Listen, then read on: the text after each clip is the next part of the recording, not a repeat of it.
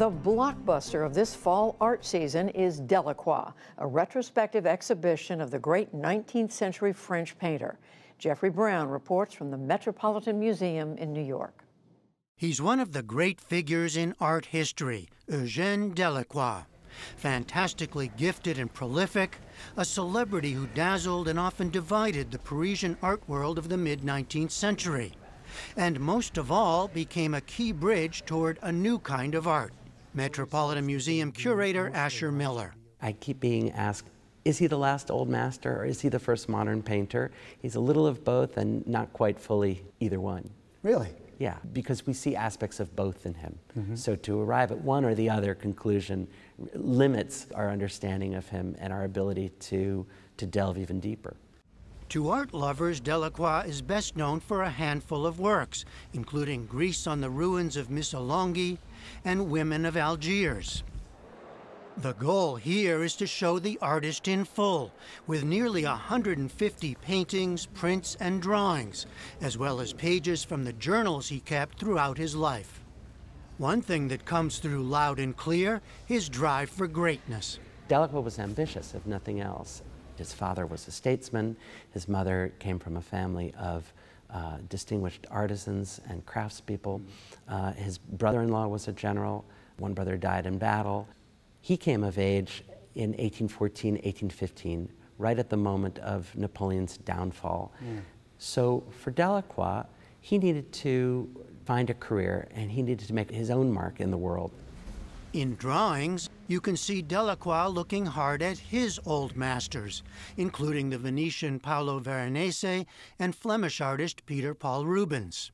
He took on all kinds of subjects in his work, scenes from literature and mythology, and from North Africa, which he visited with a colonialist-era French diplomatic mission. There are portraits, historical battles, religious imagery, and animals he watched at the zoo, especially tigers and lions. But it's how he painted them that would offer a bridge to future artists. New York Times art critic Roberta Smith. His achievement is opening the door to modernity, even if he didn't go through it.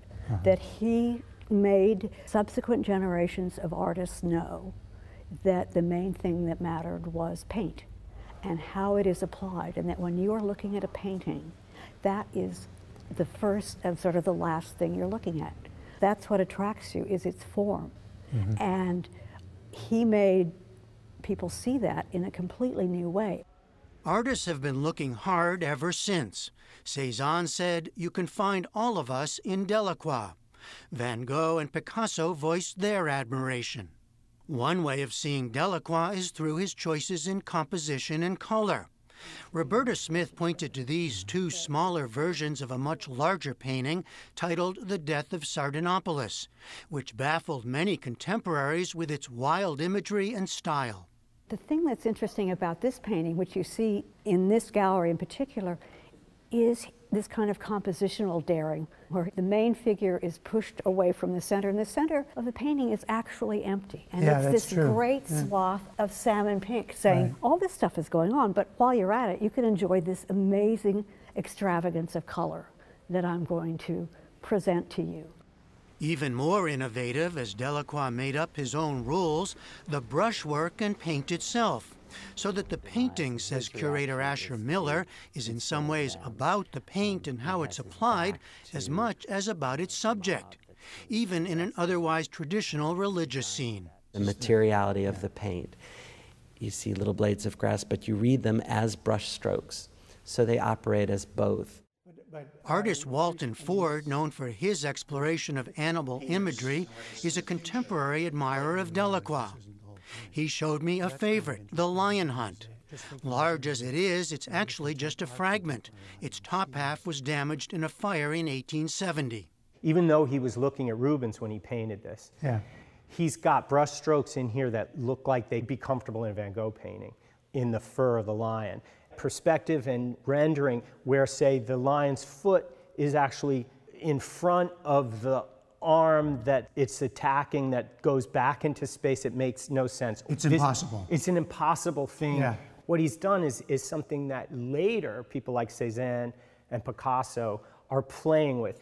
that when you do distort these things and play with the rules of perspective or traditional painting styles, you get a certain tension. It's a psychologically confusing place to be. I'm convinced he knew what he was up to. In one of his new paintings, in homage to the master, Ford couldn't help have some fun with his own version of the painting. An enormous lion, Delacroix's paints and journals strewn about, the artist himself, well, let's say he's no longer in command of the scene. My interest was that a lion just wants to be a lion. He doesn't want to be a metaphor.